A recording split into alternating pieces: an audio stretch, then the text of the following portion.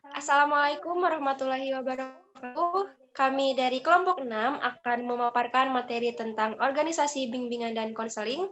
Sebelumnya, kelompok 6 ini beranggotakan saya sendiri, Natasha Gemina Siti, Ajeng Dwi Septiani, saya Sifandra Alif. Saya Umar Husaini. Nah, baik. Langsung saja pemaparan materinya. Yang pertama akan dijelaskan oleh Ajeng Dwi Septiani.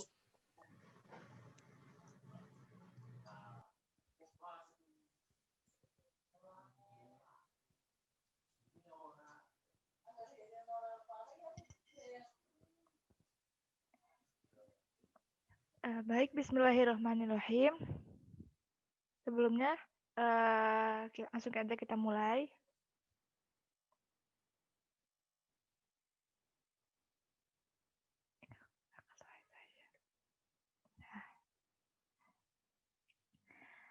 Yang pertama yaitu perlunya organisasi bimbingan konseling. Pengertian organisasi. Nah, dari sini tuh ada menurut 3 ilmuwan. Yang pertama tuh dari Chester E. Barnard. Organisasi adalah sistem kerjasama antara 2 orang atau lebih. Kemudian menurut James D. Money, organisasi adalah setiap bentuk kerjasama untuk mencapai tujuan bersama. Yang terakhir ada menurut Dimok, organisasi adalah perpaduan secara sistematis bagian-bagian yang saling bergantung atau berhubungan untuk membentuk suatu kesatuan.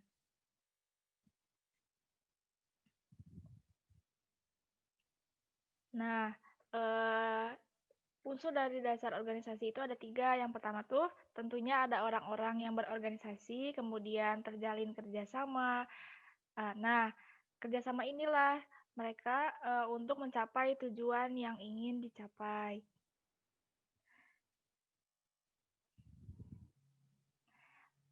Outcome pendidikan yang memuaskan. Yang pertama yaitu pemerataan pendidikan. Nah, sebagai wujud dari pemerataan pendidikan itu tentunya perlu ada usaha dari berbagai pihak, baik itu dari pemerintah ataupun dari tenaga pendidik. Nah, yang kedua itu ada kualitas pendidikan. Kualitas pendidikan ini juga perlu perhatian khusus, terlebih dalam bimbingan dan konseling perlu ada usaha lebih untuk memperhatikan kualitas agar dapat mencerdaskan bangsa. Yang kedua, ada relevansi pendidikan. Kemudian yang keempat ada efisiensi pendidikan dan dilanjut efektivitas pendidikan. Nah, program pelayanan bimbingan dan konseling ini haruslah terpadu dan terintegrasi dengan program-program sekolah secara keseluruhan. Karena hal ini merupakan tanggung jawab dari guru ataupun pihak-pihak terkait yang mempunyai peran penting dalam pendidikan. Pengorganisasian layanan bimbingan dan konseling di sekolah ini diselenggarakan sesuai dengan kondisi dan kemampuan sekolah, juga satuan pendidikan. Karena jelas berbeda ya, bimbingan konseling di SD ataupun di TK, di SMP, kemudian di SMA itu tingkatannya berbeda sesuai dengan umur siswanya. Nah, kepuasan dan ketidakpuasan kerja dalam penyelenggaraan pendidikan akan menimbulkan perilaku individu dan organisasi yang merupakan interaksi dan karakteristik dari individunya. Jadi, ada baiknya juga setiap sekolah itu memiliki suatu organisasi bimbingan dan konseling yang dilengkapi atau didukung dengan tenaga khusus untuk membimbing serta memberikan konseling bagi siswa-siswanya. Kemudian untuk materi yang kedua itu ada dasar-dasar dan prinsip organisasi, bimbingan dan konseling yang akan dijelaskan oleh Natasha Geminastiti. Padanya disilahkan. Baik, materi selanjutnya itu ada dasar dan prinsip organisasi, bimbingan dan konseling.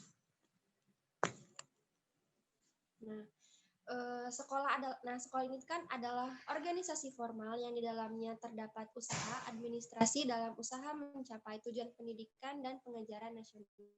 nasional. Adapun bimbingan dan konseling tersebut merupakan suborganisasi dari organisasi sekolah. Nah, dalam organisasi bimbingan dan konseling di sekolah perlu diperhatikan beberapa prinsip organisasi untuk menjamin kelancaran pelaksanaan program layanan bimbingan dan konseling di sekolah. Nah, adapun prinsip-prinsip organisasi secara umum itu terbagi menjadi 12. Yang pertama ada organisasi harus mempunyai tujuan yang jelas. Nah, organisasi ini kan dibentuk atas dasar adanya tujuan yang ingin dicapai, sehingga tidak mungkin suatu organisasi ini tanpa adanya tujuan. Jadi misalnya seperti visi misi gitu. Jadi jelas kan kayak terbentuknya organisasi dan kedepannya itu akan seperti apa. Nah, kemudian yang kedua ada prinsip skala hierarki.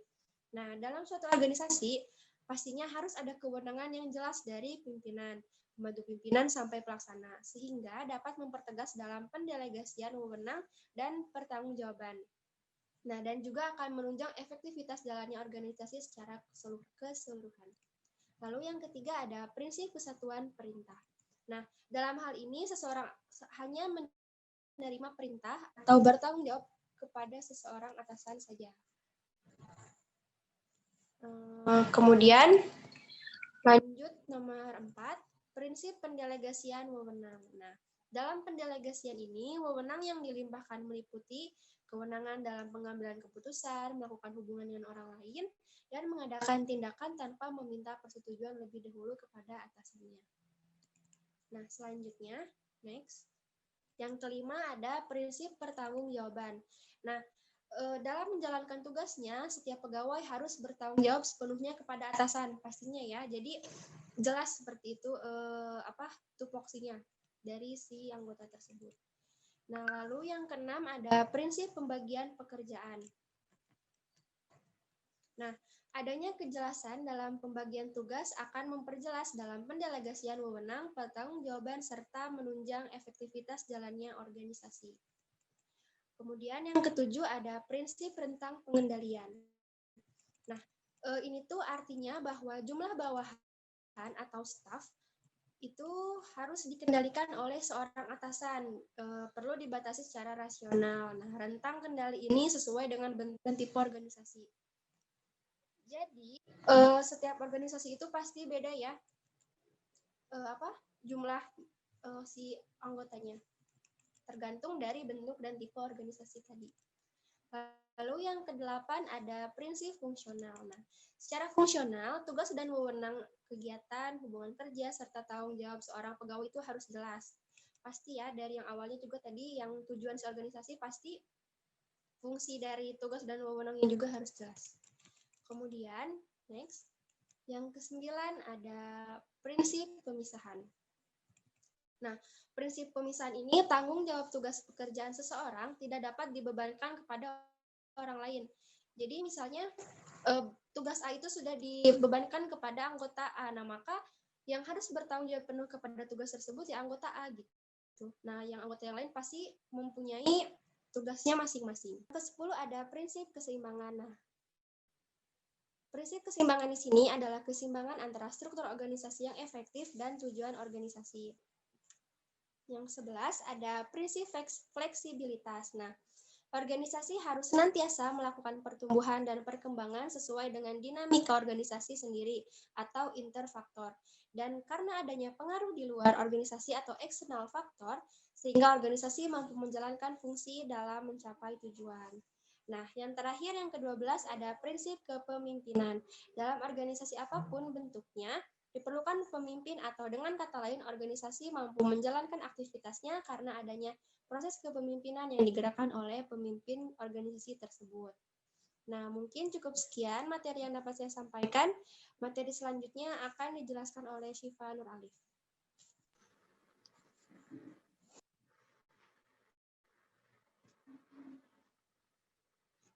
Nah, untuk materi selanjutnya yaitu pola umum bimbingan konseling. Pola umum bimbingan konseling khususnya di sekolah sering disebut juga dengan BK Pola 17. Kenapa disebut dengan BK Pola 17? Karena di dalamnya terdapat 17 butir pokok yang amat perlu diperhatikan dalam penyelenggaraan bimbingan dan konseling. Nah, pola umum tersebut yang pertama Ada kegiatan bimbingan konseling secara menyeluruh meliputi 4 bidang bimbingan. Yang pertama, bimbingan pribadi, bimbingan sosial, bimbingan belajar, dan bimbingan karir. Nah, kegiatan bimbingan konseling dalam keempat bidang tersebut diselenggarakan melalui 7 jenis layanan, yaitu layanan orientasi, informasi, penempatan penyaluran, pembelajaran, konseling perorangan, bimbingan kelompok, dan konseling kelompok. Nah, untuk mendukung ketujuh jenis layanan itu diselenggarakan 5 kegiatan pendukung, yaitu instrumentasi bimbingan dan konseling, himpunan data, konferensi kasus, kunjungan rumah, dan alih tangan. Di atas itu semua, kegiatan bimbingan konseling didasari oleh satu pemahaman yang menyeluruh dan terpadu tentang wawasan bimbingan konseling yang meliputi tujuan, fungsi, prinsip, dan asas-asas bimbingan konseling. Yang selanjutnya, ada struktur organisasi bimbingan konseling. Yang pertama itu menyeluruh. Maksud menyeluruh di sini yaitu mencakup unsur-unsur penting yang terlibat di dalam sebuah satuan pendidikan yang ditunjukkan bagi optimalnya bimbingan dan konseling. Yang kedua itu sederhana. Maksudnya dalam pengambilan keputusan atau kebijaksanaan, jarak antara pengambilan kebijakan dengan pelaksanaan tidak terlampau panjang. Nah, yang ketiga ada luas dan terbuka. Maksudnya jadi sehingga mudah menerima masukan dan upaya pengembangan yang berguna bagi pelaksanaan dan tugas-tugas organisasi yang semuanya itu bermuara pada kepentingan seluruh peserta didik. Yang keempat, menjamin berlangsungnya kerjasama sehingga semua unsur dapat saling menunjang dan semua upaya serta sumber dapat dikoordinasikan. Nah, yang kelima, menjamin terlaksananya pengawasan, penilaian, dan upaya tindak lanjut, sehingga perencanaan, pelaksanaan, dan penilaian program bimbingan dan konseling yang berkualitas dapat terus dilakukan. Yang keenam, ada pengawasan dan penilaian, hendaknya dapat berlangsung secara vertikal dan secara horizontal.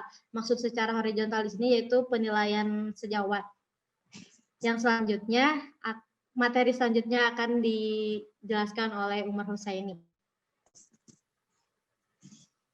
Oke, Bismillah. Yang selanjutnya itu tentang mekanisme kerja organisasi ya, organisasi bimbingan konseling. Next slide. Nah, dalam mekanisme kerja bimbingan konseling tentunya perlu adanya seperti dinas pendidikan.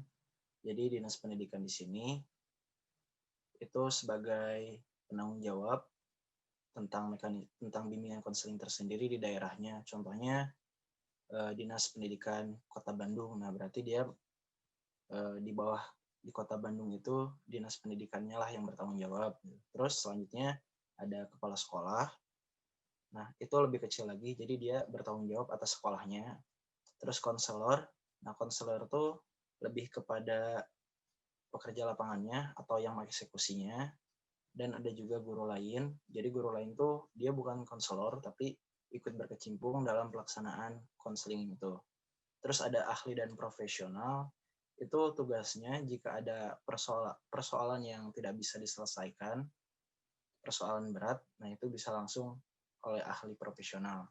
Dan ada teman peserta didik. Nah, kenapa teman peserta didik di sini itu masuk? Karena hanya temannya lah, selain orang lain, selain dirinya sendiri, temannya lah yang lebih mengerti akan permasalahannya. Next slide. Nah, tentu ada prinsip-prinsip dalam proses mekanisme bimbingan konseling ya. Yang pertama itu ada prinsip perumusan tujuan. Ya, karena tujuan yang dibuat itu haruslah sangat jelas karena tujuan tersebut tuh akan menentukan hal-hal yang harus diperbuat atau dilakukan oleh organisme yang telah terbentuk tersebut. Kemudian yang kedua itu ada prinsip pembagian kerja. Dalam penata pelaksanaan kegiatan, kita harus melakukan pembagian tugas atau kerja untuk menghindari kemungkinan adanya pekerjaan yang bertumpuk atau terjadinya kelalaian dalam pekerjaan yang dalam sebuah unit kerja organisasi.